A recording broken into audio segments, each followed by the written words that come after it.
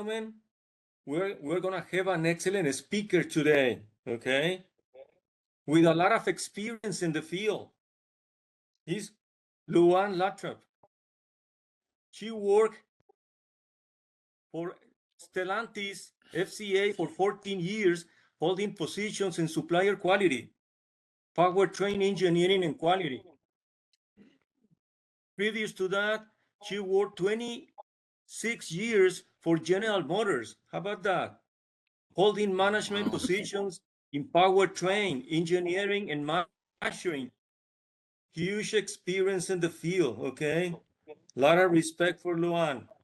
Thank you. Luan is an ASQ fellow, ASQ CQE, past ASQ treasurer in 2025, and past ASQ board member and active in the ASQ Automotive division since 2001. As you can see, a lot of experience from Luan, okay? My whole respect for her. Thank you. Luan has written articles for ASQ Automotive divisions, Magazine Automotive Excellence, and Quality Magazine. How about that?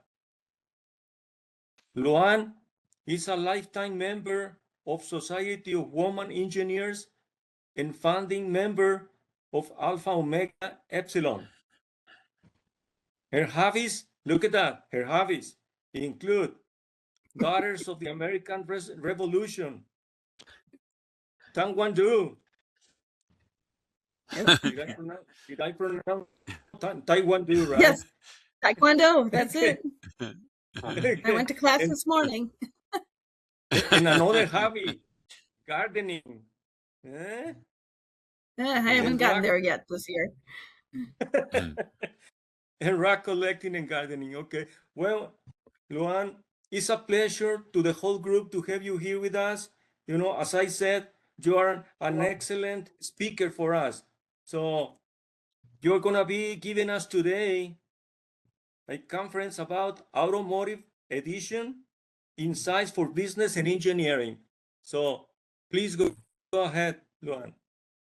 Okay, I'm going to get my screen.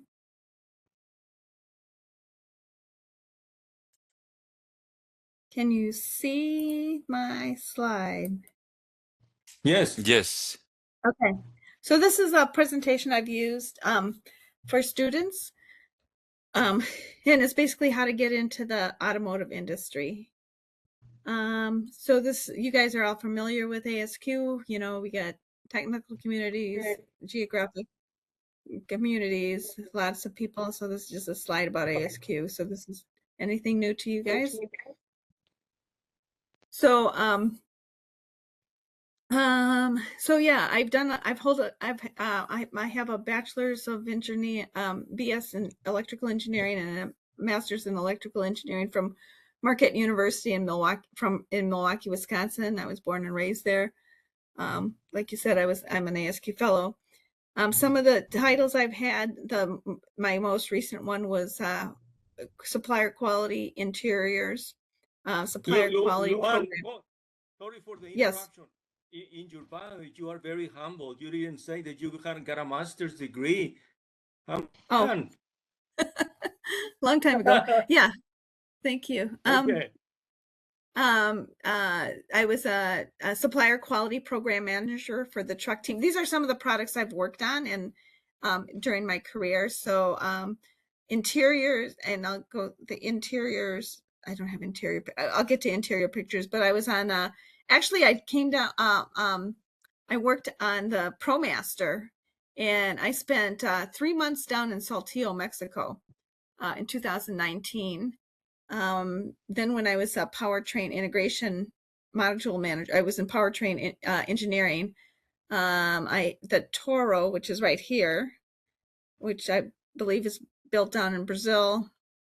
I was program manager for that, for this Renegade that was built in China, and then the Compass that was built in India, which was the joint venture. So I was part of that. And then before that, I was in powertrain quality. This was my not quite my first job, but my second job at Chrysler and I was on the launch of the Jeep Cherokee, and I was fortunate I could get a lease car. I had nine different this vehicle, and then I was also on the launch of the Dodge Dart, which is this vehicle down here, and I with a little bit of time on the Pacifica, which is the RU, and I forgot the VM. It was the Toro, I think. I had a short stint in Chrysler Powertrain as a diesel controls project management. So those are all my Chrysler positions. I was a design release engineer. So all of these are my General Motors jobs. Before that, I was a design release engineer for engine sensors on like the small block engine. I was business manager for 4 years in powertrain controls. That's the job that brought me to Detroit metro area.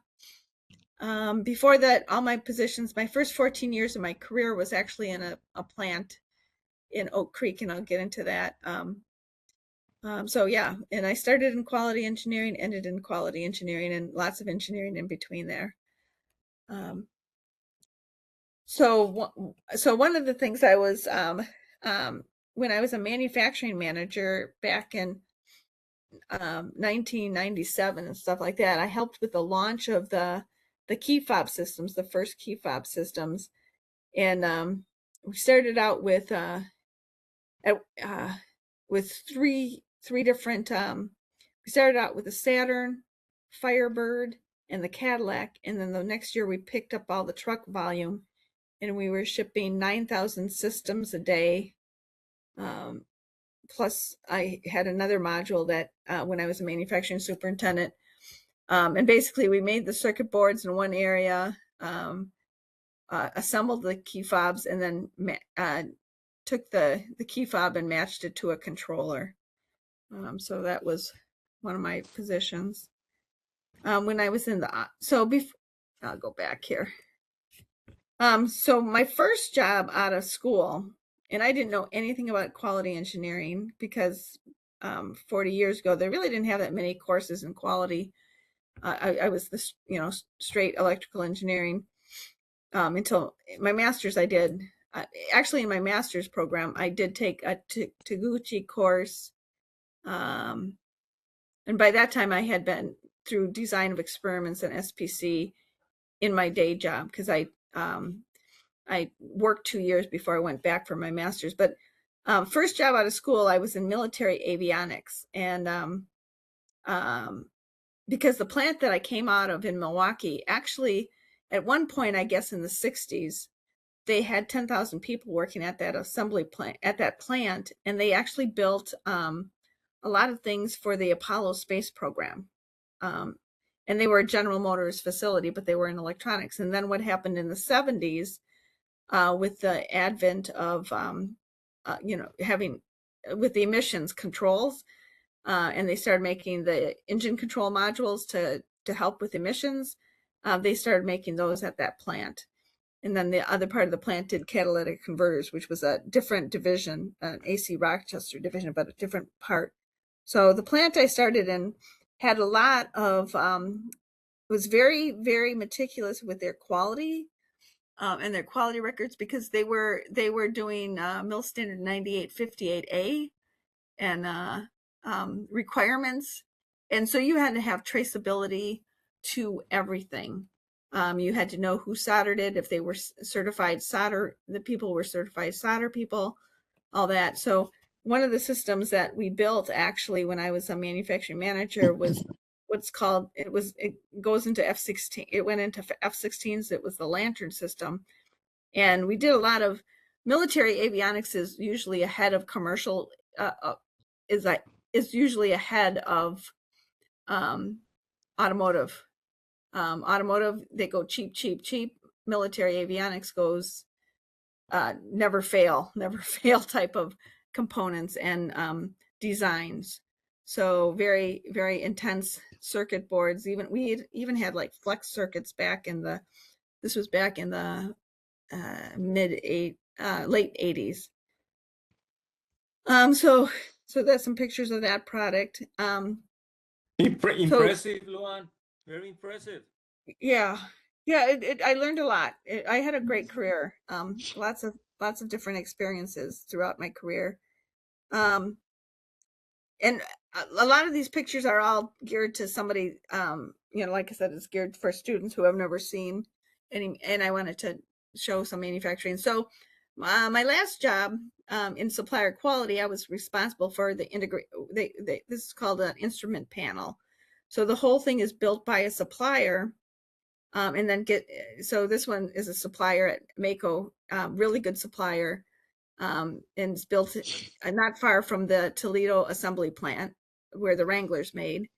Um, and so that's the whole IP is put together, and I kind of go step through things. So when you build an IP, you start out with what they call as a mag beam right here, and then the wiring harness, which you guys are, I think a couple of you said you worked in wire harnesses. So the wire harness goes on next, and then you got all kinds of lots of parts. So it's a mini assembly plant, really, is what an instrument panel supplier is, because they get of course, they get the broadcast of what goes, and it's assigned to a VIN number. So these are all sequenced in to the assembly plant. So everyone is different, depending on what's being built at the vehicle assembly plant. So like this is a list of all the part numbers, and different electrical modules are put on, and then also chassis, like that's the gets put on. And then after you get all the, and the HVAC system is put on. This is the HVAC system down here, over here. This is actually the bottom of the IP underneath. And then a lot of different controllers. There's the steering mod. Costel makes that, I think. And then after you get all the parts on the inside of the instrument panel, then you have, so dealing with an IP instrument panel supplier, you have to make sure you get all those electrical connections hooked in right. So you do the push, pull, push, and do you have a good connector design, dealt a lot with different, saying this connector doesn't, it comes out after a period of time and all that kind of stuff. So if you live that life, you understand those issues with electrical connectors. If you buy a cheap, if they design a cheap connector, it may not stay in there all the time, or may be hard to assemble and all that kind of stuff. So once you get all the functional type parts into the IP, then those are the kind of quality issues that you have on the inside of the IP. But then you have all these interior parts that you have to handle and have special containers so that you don't scuff. So all these parts are protected, or they call it ISD. I can't even remember what ISD stands for. But that you don't want to damage the parts and have scuffs and buffs and all that kind of stuff on parts. So another important thing to know about automotive is JD Powers. A lot of, over the decades of my career, a lot of improvement in what's called JD Powers, and the reliability. And there's rating. It comes out once a year. And please feel free to ask any questions or add any comments. I don't want to. I want to have, I'm into good discussion. So, so a lot of this different things, you can see all the different brands. I really think I was giving this presentation in a college class, actually down in Toledo, and I asked people if they knew who Dr. Deming was, and they didn't know who Dr. Deming was. But I think a lot of what was done in the late 80s and early 90s with the automotive companies like Ford and GM, I think really embraced Dr. Deming's philosophies. And I think that's why Buick is where it's at. I think the Buick people and the Cadillac people and the Chevy people, GM used to not be this high up on the reliability, but And when I first started when I was even in the avionics, one of the first things in my first 2 years, they had simulcasts of Dr. Deming's. It was either a 4 or 5 day class, and we were giving his book Out of Crisis, and we studied it. Then after that 5 day class, we went. We were all many engineers and supervisors and some leaders we went to class half a day for like 10 or 12, 20 weeks, and we did what was called QE1, QE2, QE3, and QE4, quality engineering 1, 2, and 3. So they taught a whole bunch of people. The first class was all about control charts, what was in control and out of control, assignable causes, common cause. And then the second QE2 was all about hypothesis testing. QE3, I think, was design of experiments. And I think QE4 was also design of experiments. But I think all that effort that was happening in the late 80s, early 90s, made a big difference in changing how the automotive industry approached a lot of different things, because it used to be a lot worse than this for the problems per 100. Of course, Lexus, for this was 2025, was at the top. More about the automotive companies and size. They're huge. The auto industry they used to say when I started that 1 in 10 people work in the automotive industry. I don't know if it's that big anymore. I think some other industries have taken it, but this is kind of the volume of vehicles sold in the United States, I think. And then this is globally. Some of the data. So just it's a huge industry, the automotive industry. And then a lot of people like we were talking before I started is, people don't really know Stellantis, but so Stellantis it's made up of all these different brands. The Citroen is a Peugeot, French, Lancia, Maserati, Opel used to belong to GM a long time ago, and then I guess Peugeot must have bought it. And then of course, you have the Chrysler. The Alfa Romeo was a Fiat brand. Chrysler was Chrysler, Dodge, Jeep, Ram trucks are the Chrysler brands. Maserati and came out of the Fiat family. So those are all the different brands of Stellantis. So in my talks, I kind of show people that go to their websites to go and look, go look for their websites. That's the Toyota websites. And then when you're looking for jobs, because what I found when I'm talking to different college students, they're almost 95% of their concern is they're afraid they're not going to be able to get a job or an internship. And the auto industry, and this is something that there's more than just engineering. I mean, you can get jobs in engineering, but there's lots of other jobs in other areas. Manufacturing, purchasing, and supply chain. That's actually where supplier quality is usually housed a lot. Of course, the quality department. There's even engineering and jobs in sales, and also even at corporate. So so I emphasize that just don't look in engineering, look in all these other places for jobs that you may be interested in. So like here, here's a lot of senior buyers. Actually, buying is a really good position in any of the automotive companies. And they need engineers you can become a buyer. Because in my career, it seems like every 2 to 3 years, my job was always changing. It never stayed the same very long. I'd be doing one thing for a couple of years, and then I maybe pick up another area or a different commodity or different product, or maybe I switch, from manufacturing to engineering. So you can you can do a lot of different things and learn a lot of different things about a company within the same company. Also manufacturing. I think manufacturing was like the best job I ever had. How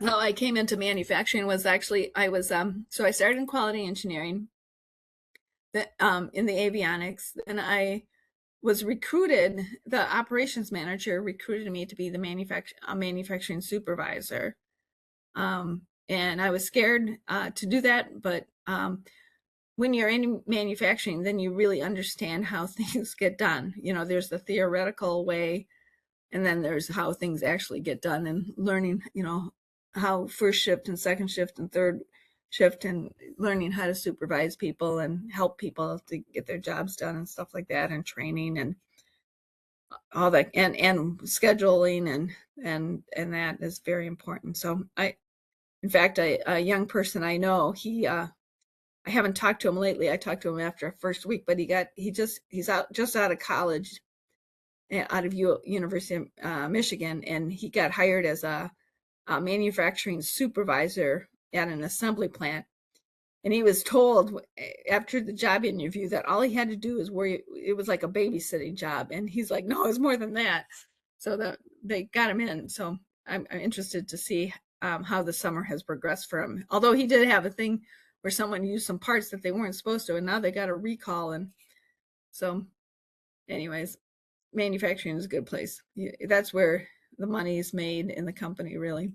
And like same here, Ford's thing. So, and the other thing is apply for multiple jobs within the same company.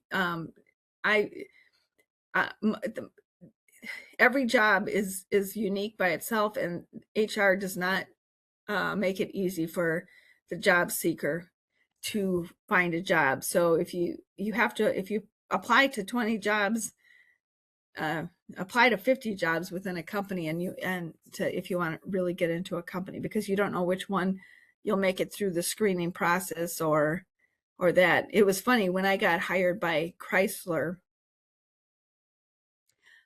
I was applying to a lot of different jobs within Chrysler, and I had an interview for one that didn't go. I had the interview. I didn't get that job, and then I got called to another interview, and I thought it was a manufacturing quality position, and then halfway through the job interview, I said, "No, what job am I interviewing for?"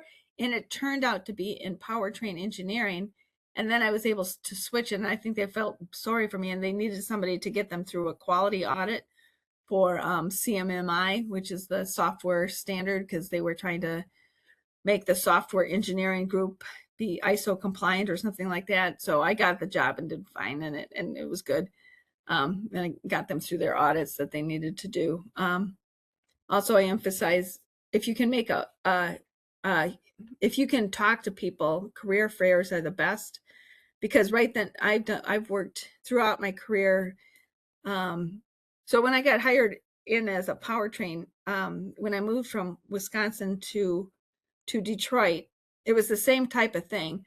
I had all this manufacturing experience.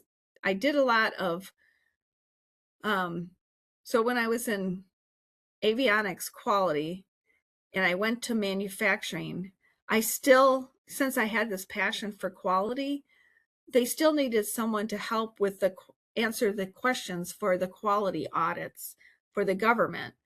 And so I would kind of do both. I still retain some of my quality engineering responsibilities, and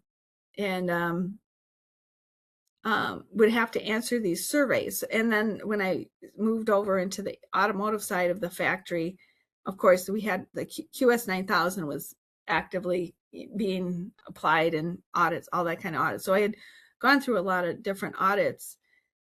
So when I moved to GM, to GM in Detroit metro area, they needed someone in engineering to apply like a QS 9000 to engineering. So I did that multiple times, applying the quality standard and setting up a quality standard and be able to get through passing audits. So I did a lot of that in my career.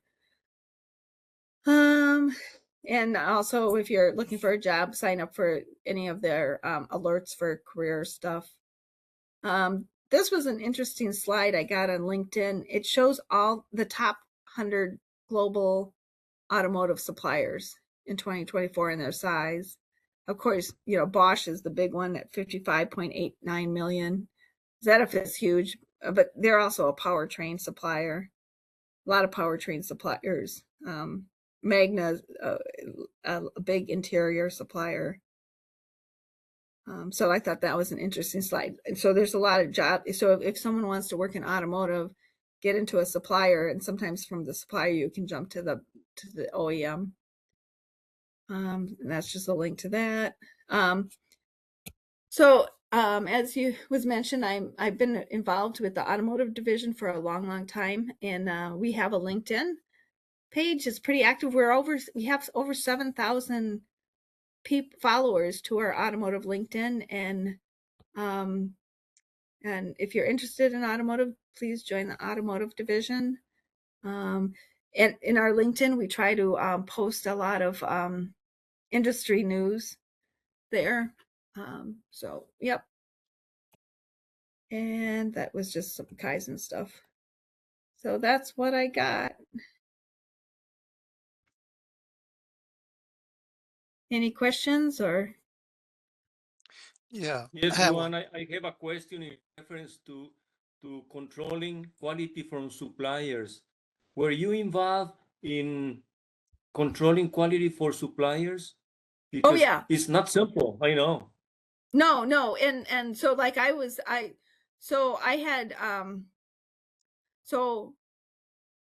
in supplier quality in interiors for 3 or 4 years.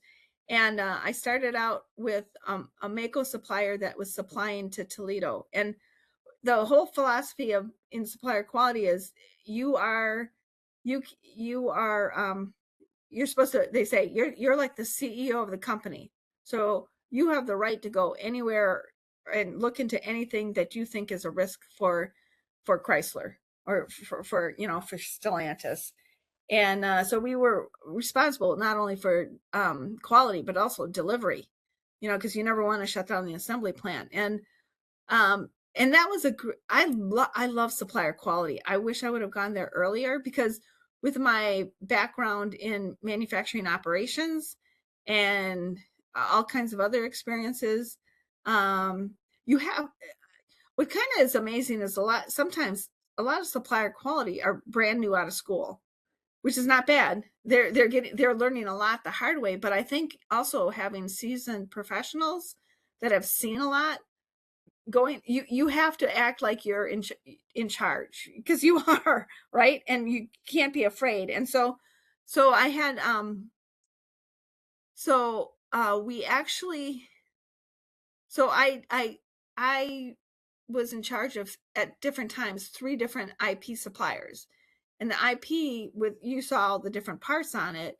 It's like a little mini assembly. It has 90 stations, and there's a lot can go wrong. And it's, we can easily shut down the assembly plant if we get out of sequence or something like that. So the one supplier was an excellent supplier. In fact, in my time in supplier quality, they got supplier of the year twice. Once with the first year I was there, and then my last year I made sure they got supplier quality again, because they had adopted a lot of the Toyota kind of Kaizen way of doing things. They trained their people. They had good people processes. They were fast to, when there was a spill, they were fast for containment. They were good to work with. Sometimes they fought a little bit, but they did their homework. They did a 7-step program, problem solving. They taught the people how to do, when you asked for stuff, they gave it to you. So that was one end of the spectrum. Then after they also did doors. So I did the doors, the interior of the doors. They were a supplier for that. So I had them the whole time I was in supplier quality. But then I was given another supplier, and they didn't want supplier quality in their plant. I could not roam freely at their plant, and that's okay because before it burned them. So they were very tight at monitoring what I was doing in their plant. But then I was at a supplier for 2 years, and they were on the other end of the spectrum, but they had a big job. And in my time there for over 2 years, I was there for 2 years. I had a pass key that I could get in any time of day. I would show up whenever I wanted. I was there usually, at the worst of it, I was there maybe 4 times a week. I would drive down into Detroit, an hour away and stuff like that. And sometimes I would get there at 9 o'clock in the morning and stay until 9 o'clock at night. Um, Wow. just to Wow. understand, just to learn. They had a lot of issues. In the 2 years Wow. I was working with them, they went through 4 different plant managers, 3 or 4 materials managers, 2 or 3 HR managers. Yeah. So they had a lot of salary turnover, and they had and it was a brand new plant. So I was there the second year this plant was open, the supplier plant. So it was brand new. I wasn't there the first year. They had put a second line in to feed 2 assembly plants. So someone else started on the first line, and I had the second line to bring up. So it was checking out all the parts, doing all the sign-offs within all of engineering. Yeah, it was fun. It was hard. But I had I had experience with launching products in different, so it was a good, it was a good fit for me. Um, and Chrysler has this thing called the 7-step process, and I think it's a really good process of basically all the quality tools in a form and stuff like that. And I got my supplier. I had, we had to turn in so many a year, and so everything we did, I started a 7-step, because maybe we started working on one problem, but then a bigger problem came up, but then 3 months later we're back to working on that problem again. And yeah, you know how manufacturing can go. So Amazing. sometimes, Amazing. Go on. yeah, Yeah. it was, I it like was, to see other people asking questions to Luan. As you can see, she has experience in manufacturing and many other areas. Okay. Please go ahead with your questions. I have a I question that's not related to quality. Key fabs.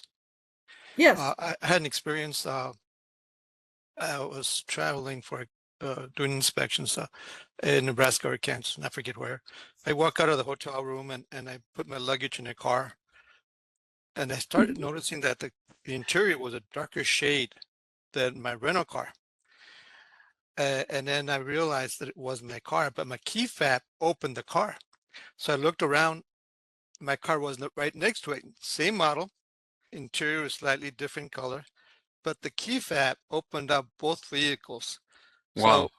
So what are the chances that you're going to get the same model, the same year of a vehicle in the same town, in the same hotel, and the key fab opens both vehicles?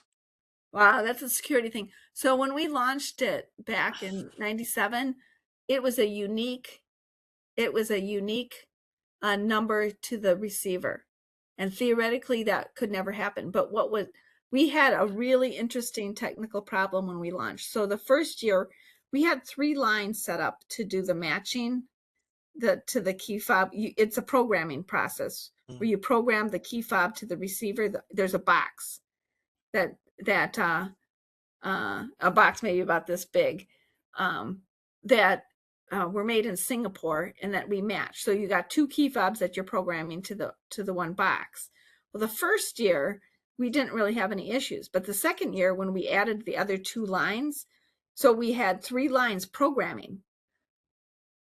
Well, all of a sudden, and we're shipping to all these different assembly plants, 9,000 systems a day, and they're failing at the assembly plants. And we couldn't figure out what the failure mode was. And I remember Lana, the manufacturing engineer, like, I'm going to sleep here, Luann, and all this other kind of stuff going on.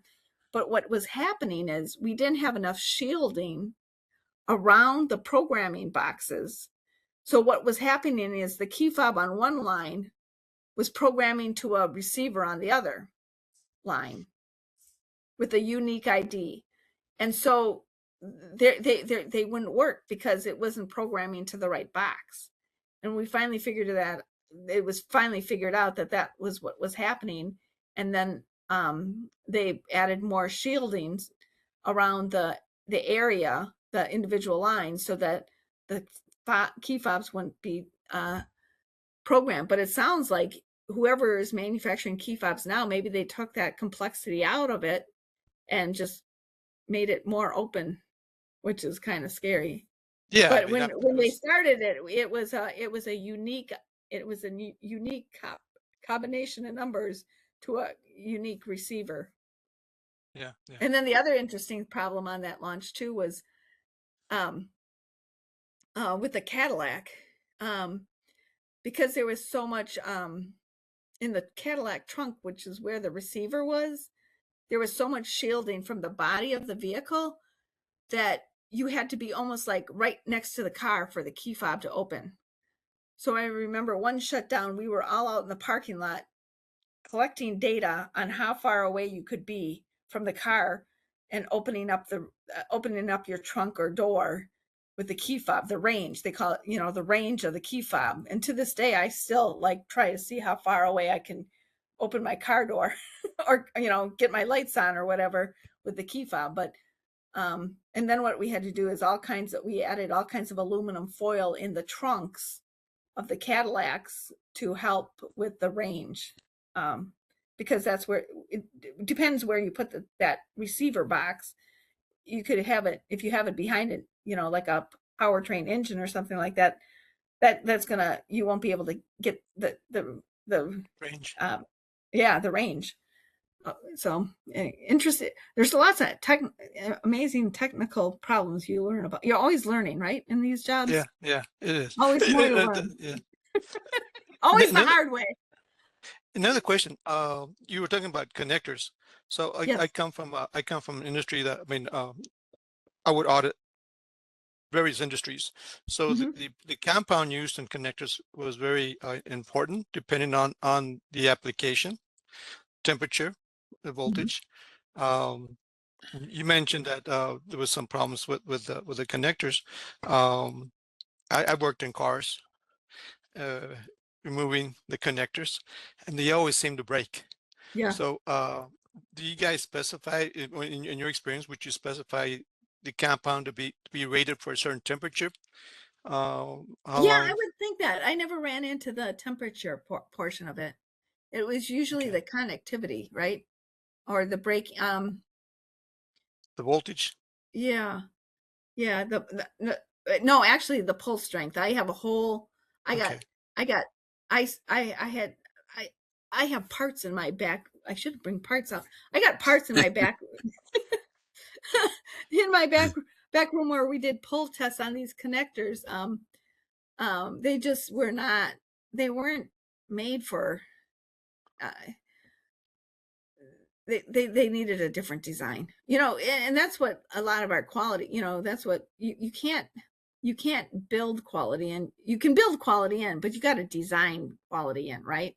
If you don't have a good design, no matter how careful you are in manufacturing, you're going to have problems. So um And so in my industry, they inspected Tyco, well, now Tyco. I think it's yep. Amp used to be Amp, but Tyco and Molex were the two major suppliers. Yep. And the automotive industry, are they also suppliers Oh for the yeah. connectors? Okay. Oh yeah. Okay. Molex, I think, is a better connector. uh, Actually, I remember Molex from avionics. So, like, if you look at the Mhm. avionics and the military connectors, much more robust. designs, but they're expensive. They're more expensive. They're much more. And so when you have a flimsy connector and you have it in a spot, and then you have wires pulling down on it, and the assembly is difficult. So a lot of times when it leaves the assembly plant, it's not connected all the way, and then with vibration and whatever, it becomes disconnected, and then it's a warranty, and then they just redo it, or yeah. That's where the process comes into play. Using the right fixtures to squeeze down the male portion of the connector, the Oh pin. yeah. Yeah, so process comes into play quite a bit in addressing that. Yes, The other yeah. But sometimes you can work the process so many different ways. We ended up at the IP suppliers in having them install cameras on the connector connections. how? Let's see. Let me see. Give me a second. I probably have it here.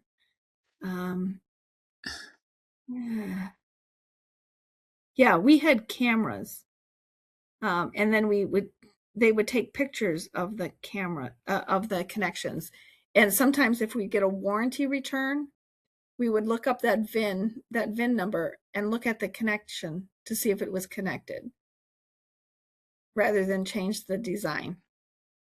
Mm-hmm. But it was a design that's across all. It was a design across all of the vehicles. So,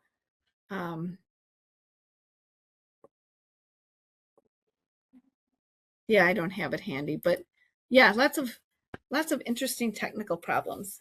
Yeah, So. yeah. Then the final thing is that when you guys in initial meeting, you guys were talking about getting these students more interested in joining the group. So I put myself in the position. So back in 2007, when last time I was looking for work, Luann mentioned that it was easy for her to get interviews with managers. It's not the same anymore. We have algorithms now. Okay, so they look for specific. Somebody sits down and types up an algorithm. Okay, they want to see this specific background, education, keywords, and then and the resume. So you don't have the options to sit down and with a hiring manager and get hired for a position that you don't have a degree for, but you have the aptitude for. Those days are gone. No, I know, Those and days that's are gone. why any job fairs, anytime they have a recruiting fair anywhere, people should go, because if you can make that 2-minute impression, because when we took recruiting teams out, I recruited at Society of Women Engineers conference. We actually took a recruiting team to ASQ conference one year out of FCA. And we had a booth. We took a car, and we were at the ASQ conference because we were hiring so many people coming out of the recession, and they really the HR person loved ASQ, and so we went and we were looking for quality engineers at ASQ. And in the fall, all the big three, a lot of the big companies take recruiting teams to the different campuses. Nice. And have there's recruiting fairs. Nice. Because that's what I allude to. Yeah, we have members at ASQ that are managers, quality in this region, and you talked about reaching out to the students in Ciudad Juarez and UTEP and MSU. It would be nice if these managers would be part of the group, or some way of matching them up somehow, where you might want to find the SHRM, the Society of Human Resource Managers, and see if you can partner to do a job fair with them. I don't know.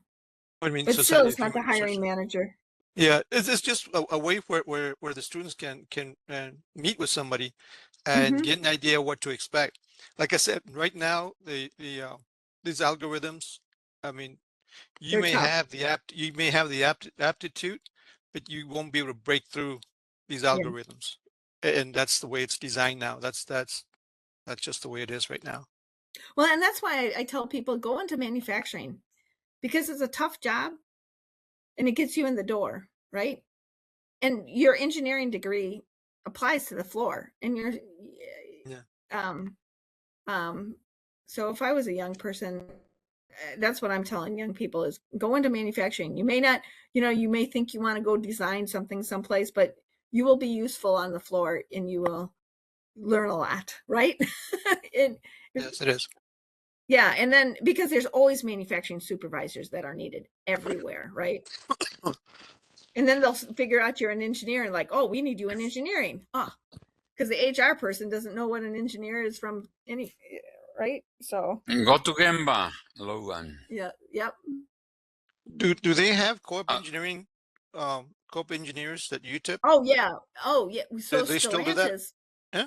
Oh yeah, there's co-oping. Yeah, because we always need it. Usually there's 300 to 400 summer students. Wow. At Stellantis. GM does the same way. So when in the fall they go to the major universities and they recruit. That's also when the summer interns will be posted on the big three on people's Ford, GM, and Chrysler will probably have their internships posted in the fall. Like they'll be posted September, October, because they're going out to the universities and they'll make offers by December. And then what happens is like April, May, there'll be postings for summer for manufacturing supervisors, summer replacements. So those are like internships in manufacturing. Cool. And ASQ here in El Paso, do we coordinate with these companies? I mean, I understand in No, El Paso, ASQ we just got doesn't. Yeah, no, ASQ yeah. doesn't. But And I thought, because El Paso is a huge warehouse. It's Right. just one giant warehouse. We have some manufacturing, not a whole lot. Most of it is in northern Mexico, Ciudad Juarez, for example. But the engineering positions are headquartered in the interior of the United States. So those are the ones that that are ideal positions. The qualities are positions being Ciudad Juarez, and then in El Paso is just one huge warehouse. So I was just sort of curious that whether we at ASQ coordinate that activity interaction. But locally, if you have manufacturers, you might want to just go knock on their door, find out who their HR manager is, and build those rapport. Yeah, I think those days are gone when you can walk in and knock on the door. Right. Yeah. Okay. Back we lost all the receptionists back in 2007 at the end of True. the Great Recession, and through the security, especially in Stillwater, through the security, you can't really Yeah. get past the Yeah. security guards. So those days aren't really. The other thing, are you familiar with like the AIAG, the Automotive Industry Action Group? Okay. Or maybe even your Chamber of Commerce, your local Chamber of Commerce might be a way to network into those companies. I was just trying to see. I was Right. just trying to see how we can get more students interested.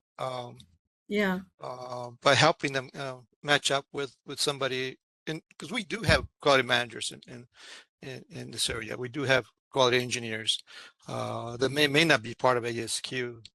But Yeah, or have a job fair, sponsor a job fair, reach out to the companies via the Chamber of Commerce, and then for technical careers, and then maybe match up with and then you tell students that they can talk to a human being. That might be a huge draw. Well, what we're trying to do is go directly to students. Mhm. We're working directly with a group at the University of Texas, Nice. El Paso. We started looking at the technical universities in Juarez. We're going directly to the student to get them interested in ASQ. Exactly. Exactly. That's Maurice. Yeah. that's our Good. strategy, our position, and how Yeah. we're trying to do it. Okay. Good. Luan, let me ask Luan, one you a question. Let me, first me. Go ahead, Hector. Yeah, go One ahead. question. Yeah. Luan, do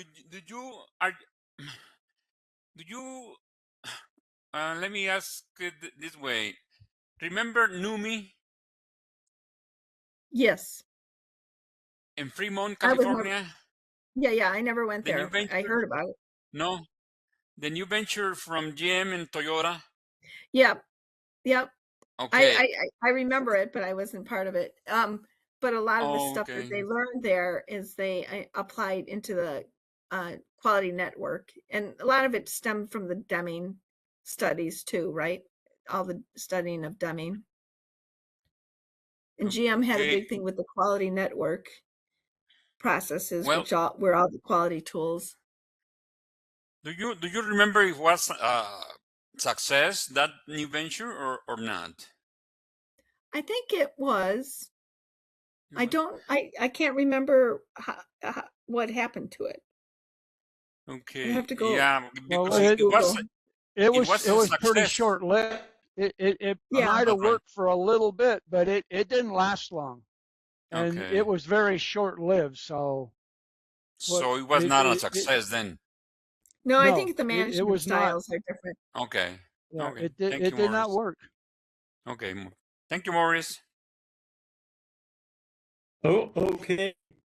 Very good question. My question is in reference to artificial intelligence and machine learning. Did you have the opportunity to see implementation of these two techniques in manufacturing processes? No, no. Okay. Yeah, it's We're very lucky if it's very people new. using technology. There's still way too much stuff. There's still way too much that's all inspection in automotive. Lots and lots of Okay. inspection and a lot of containment is just inspecting it twice or three times, and then sometimes if you do it Wow. 2 or 3 times, you're handling it, you're causing more problems, right? Yeah. There's huge opportunities in automotive. Yeah. So the I think there's inspection. probably more now. And I think maybe some of the AI may be built in the vision systems. I think the vision systems that are out there now are a lot better, but that's built into the particular units that people buy for vision systems. Right. I see. Okay. Yeah, so like at the IP line, they actually ended up getting better. Like every time we would find a new type of defect or something like that, if it was a big enough defect, they would figure out how to program it in the vision system. And the vision systems today are a lot better than when I was in avionics military.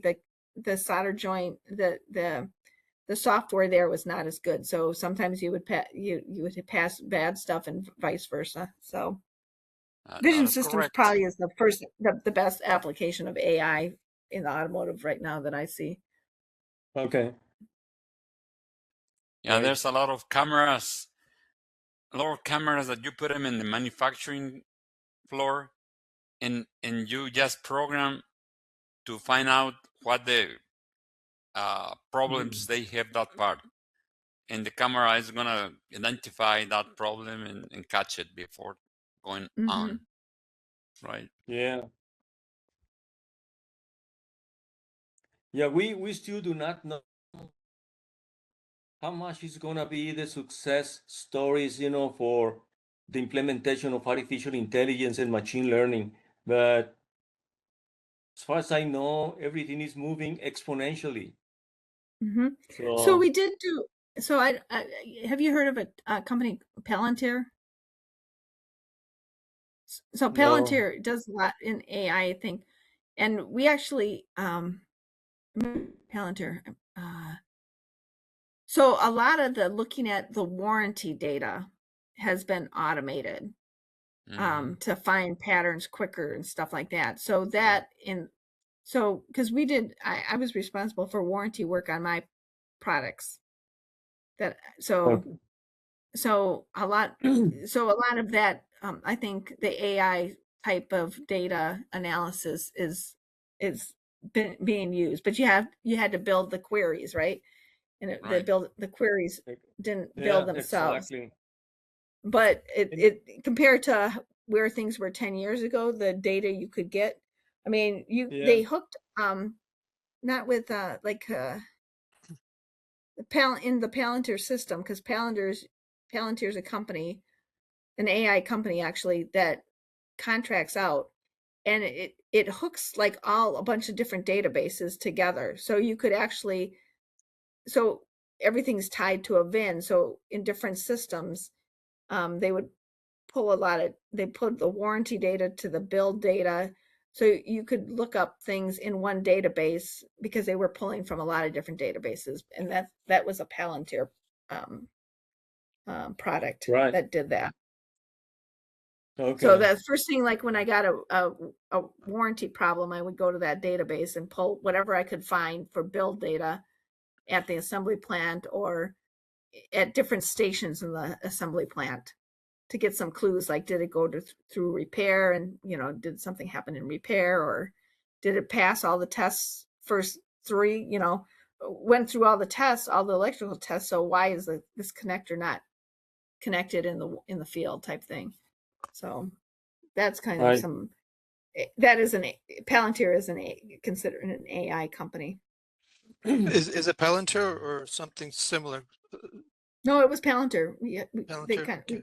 yeah, I they thought they contract. were more involved with ICE and No. Actually, government. Stellantis has a Palantir. They sell to all kinds of different companies. Okay. Yeah, it's like a SAP system, isn't it? Yep. Yeah, Yeah. it was Okay.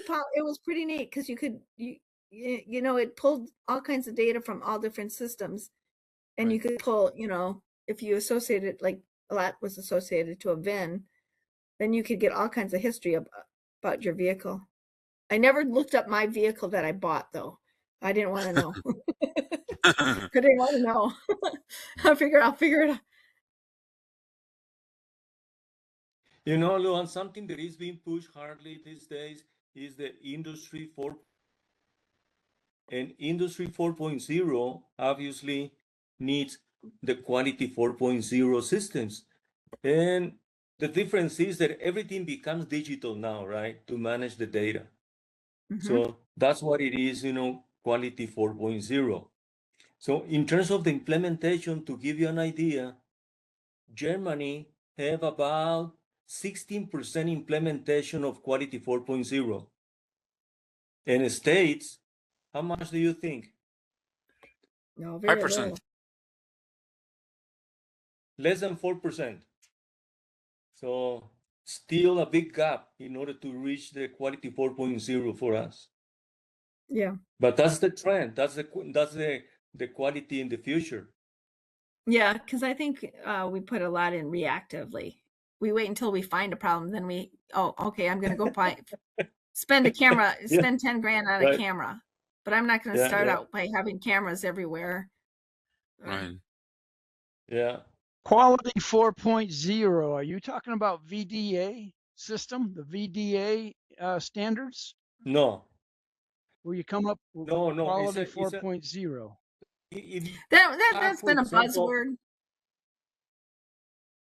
It's kind of a buzzword for how much automation you have of data. so Haven't heard it. It was whenever popular a couple years ago.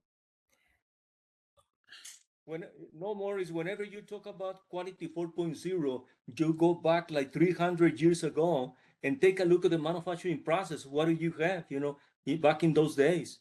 The machinery was, moving with steam, right? In those days. Then you move to the manufacturing in series, right? Manufacturing everything, in series. Then you have another era in the last 100 years in which we have computers. Okay. Now the last stage is Quality 4.0. Everything become digital. So the data analysis is digital now. not simple, but everything is moving in that direction. And if you talk about quality 4.0, coming back again to the artificial intelligence, the major factors are going to be machine learning and artificial intelligence. Okay. So in such a way that automation using machine learning is the one technique that is gonna make the big change